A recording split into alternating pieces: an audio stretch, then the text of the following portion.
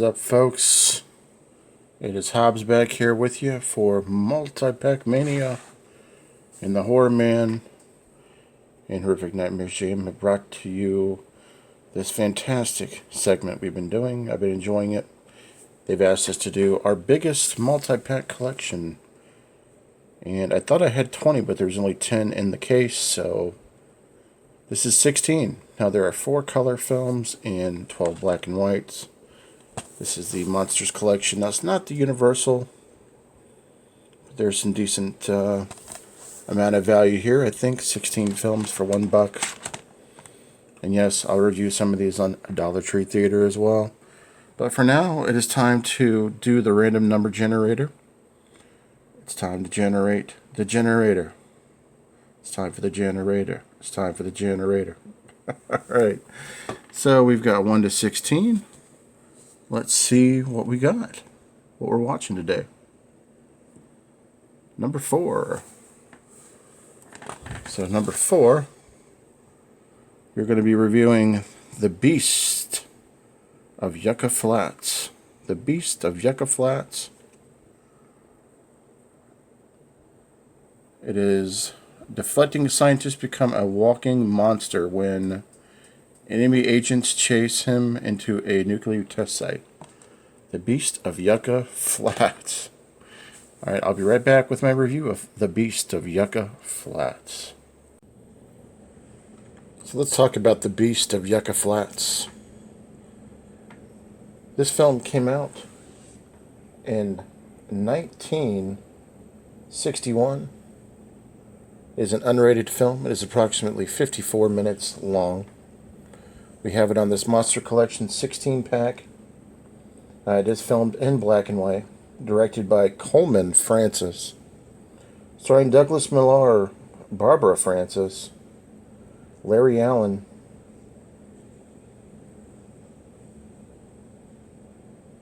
that is the main cast. You also have with that Linda Belima, Ronald Francis, Jim Oliphant, John Morrison.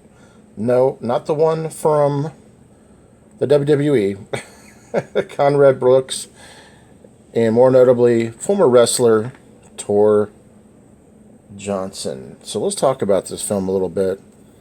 What we have going on with this particular film is we have a Soviet scientist who is conducting some experiments out in the Yucca Flats, which is a notable area for like radioactive activity, you know, things that have gone wrong, nuclear activity, bombs that have gone off.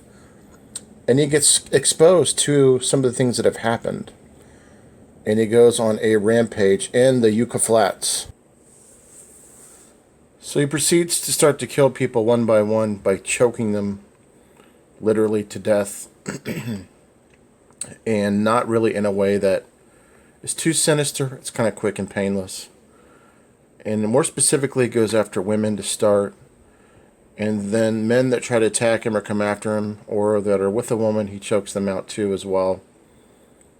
And the whole film basis is to stop this monster in the Yucca Flats. He's going through all the mountains and going to all the places that you can go, and campsites and cabins and hotels. And he's killing people one by one just because he's transformed into this monster from having all of this radioactive activity from this bomb that is affecting him. And basically that's kind of where we're at with it. Now, Tor Johnson in this film, to me, I looked at the picture and thought that was George the Animal Steel. Come to find out, it's not. Although Tor Johnson was a former wrestler, George the Animal Steel portrayed Tor Johnson in a later on film by Ed Wood. Tor Johnson was also in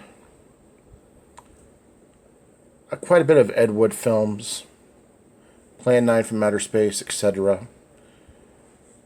And he is a monster in this film. Not literally with any, you know, notable makeup or anything. He's just a big guy. He's over 400 pounds. He's a mammoth. And there's contrary to popular belief that the early onset of this film was the initial idea of where part of the Hulk franchise came from. The comic. But again, that's up in the air to be determined, that type of stuff. But the film goes on, and basically they have to stop him because he's just choking people out left by one, left with these arms and these hands. He's just squeezing the life out of people. And as he's on the run, these kids get loose, and he's after the kids in the mountains as well. And it's just a wild time. And it's all filmed in black and white.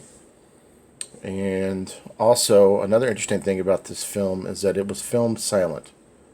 The whole film was a silent film, and then they went back in and added commentary basically onto the film and added it to the movie. Now, I would like to have seen the film completely silent as well. You're only getting 54 minutes from this film, but it was really, really intriguing. I don't get the hate for this movie. I don't, but it was a good time to me. I liked, even though there wasn't really much gore, if any, the effects, I just liked it. There's something about it, just the chase. You kind of felt in a bit of a, you kind of felt sorry for the scientist, even though he was killing people. You kind of know, it's kind of like one of those Frankenstein things where he accidentally kills people. You feel bad for him, but in the same token, this guy does it intentionally. But you feel bad for him in a way too, because he's running and he has no idea what he's doing. So it's just it's kind of crazy. But I really, really enjoyed it. There is a sequel, I believe, in the making, or has already been made, which I have not caught that one. This is the first time I've seen this. I thought the acting was great. There was beautiful women in the film, which is always a plus. No nudity or anything like that. No gore. Of course, obviously, 1961. A lot of this stuff is going to be, not there. But let me know your thoughts on The Beast from Yucca Flats. Have you seen this one?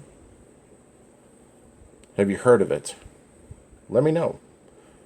Anyways, that is my review for Multipackmania. Catch up with you guys later. This is Hobbs. Peace.